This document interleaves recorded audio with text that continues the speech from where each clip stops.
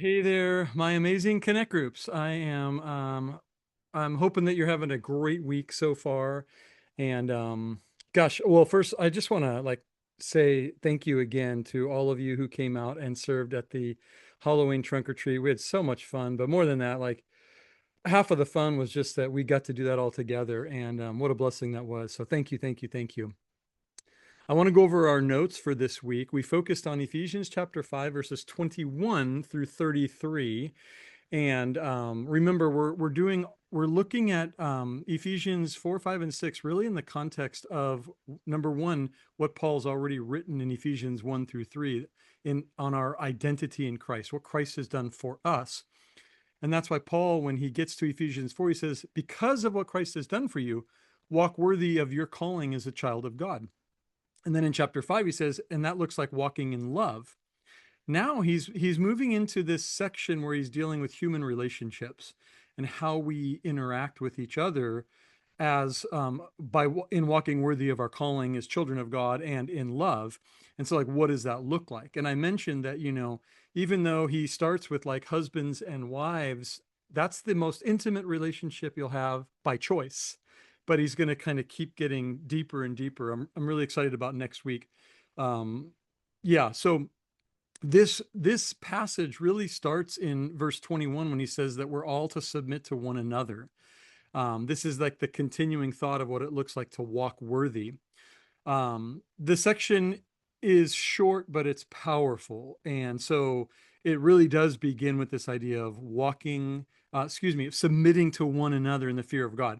This sets the tone for what submission looks like in our marriages and so on. Submission is not a sign of weakness. It's not an issue of inferiority. It is not identity. It's an act of humility and love. To submit is to yield, to defer, to place somebody else's good above your own.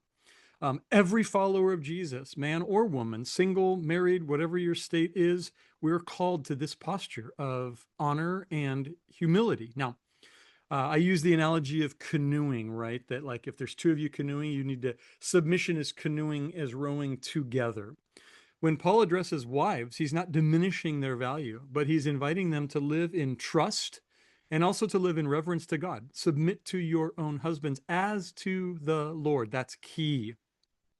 It reframes submission as something directed to Christ, not towards a flawed human being. However great your husband is, however difficult your husband is, we do this as unto the Lord. So it's not blind obedience. It's not silence. It's choosing unity and trust because you know that God is faithful.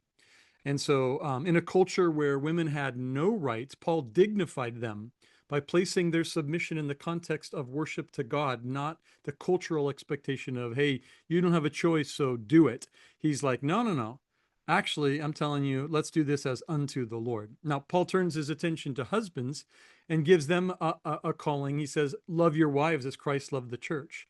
The model of love is Jesus, the one who laid down his life, who served, who sacrificed, who made the church glorious and whole.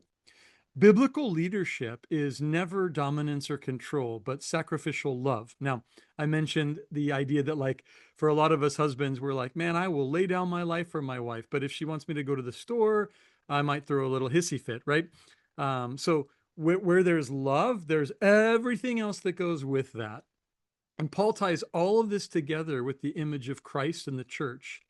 He says it's a great mystery, not that it's like an unknown, but that the idea that from the very beginning of the Bible, Genesis 1, when God created man and woman, husband and wife, this was going to be a reflection of his love for the church. The love between a husband and a wife is meant to preach the gospel that God loved the world, that he gave his only son, that he sanctifies us, and that he remains faithful. Paul closes this passage with this great little phrase, let each one of you love his own wife as himself, and let the wife see that she respects her husband. Love and respect are two sides of the same coin here, flowing from grace.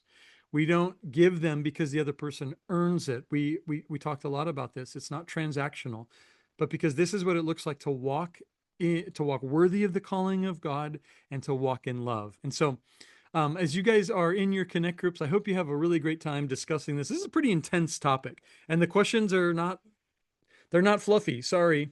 Um, but I hope it really is a blessing and that you guys can have some great conversations and an opportunity to get to pray for each other. So enjoy your time together.